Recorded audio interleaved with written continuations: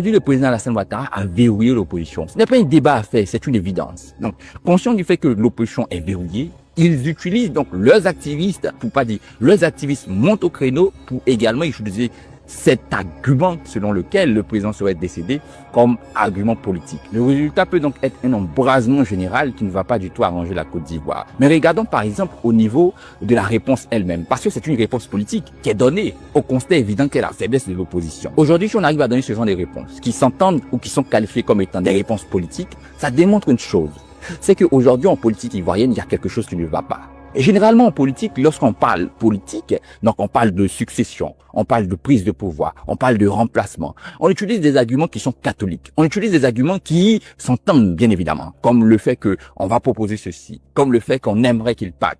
Critiquer surtout, donc dit qu'il fait mal ceci, il aurait dû faire ainsi, proposer donc des solutions. Mais aujourd'hui, on voit des arguments selon lesquels l'on va perdre la vie dans 2 mois, il va perdre la vie dans 1 semaine, il va perdre la vie dans 5 mois. Est-ce que c'est ça fait la politique? Est-ce que c'est ce qui doit rester comme étant un héritage ou une image dans laquelle la jeunesse doit se reconnaître? Parce que la majorité de ces activistes, malheureusement, ce sont également des jeunes qui font la promotion de l'envers de la politique, du contraire de tout ce qui est dit. Parce que eux-mêmes, ils s'asserront peut-être si leur parti politique prend le pouvoir pour parler de comment est-ce que la jeunesse doit se comporter. Mais déjà, ils ne sont même pas un exemple. Est-ce que c'est ça une opposition qu'on doit soutenir?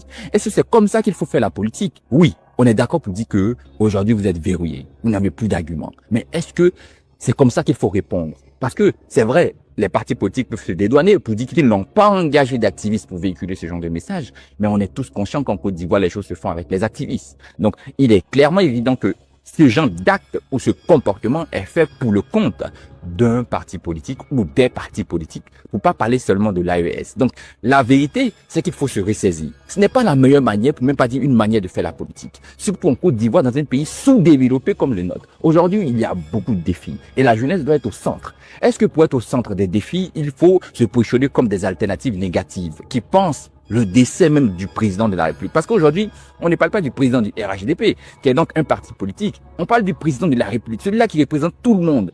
Celui-là qui est au-delà des clivages idéologiques est l'image du citoyen ivoirien. Est-ce qu'il faut penser aujourd'hui à l'assassinat du premier citoyen ivoirien? C'est là qu'on voit la méchanceté. C'est là qu'on voit le manque de volonté de faire la politique, mais surtout le faible niveau de certains acteurs qui est de faire la politique. Parce que s'ils étaient conscients, ils connaissaient et ils savaient surtout faire la politique, ils allaient comprendre clairement, sans débat aucun, qu'ils ne sont pas en droit de tenir ce genre de propos, de développer ce genre d'arguments, car le résultat final sera donc le malheur de tous les Ivoiriens. Parce qu'aujourd'hui, et je touche du bois, si le décès du président parvenait, c'est toute la Côte d'Ivoire qui sera en deuil. C'est toute la Côte d'Ivoire qui pourrait être paralysée. C'est toute la Côte d'Ivoire qui risque de souffrir de quelque chose de très profond. Aujourd'hui, faut penser à autre chose. Faut tenir d'autres arguments. Parce que il n'y a pas que vous qui parlez avec vos partis politiques. Il y a aussi des jeunes qui vous suivent. Parce que vous êtes sur des réseaux où les jeunes sont également ou généralement actifs. Et lorsqu'ils tombent sur ce genre de choses, qu'est-ce qu'ils doivent penser? Comment est-ce qu'ils doivent voir la politique? Comment est-ce qu'ils doivent voir les choses? Lorsqu'on sait que ce sont des intox, des infox, des fake news que vous véhiculez.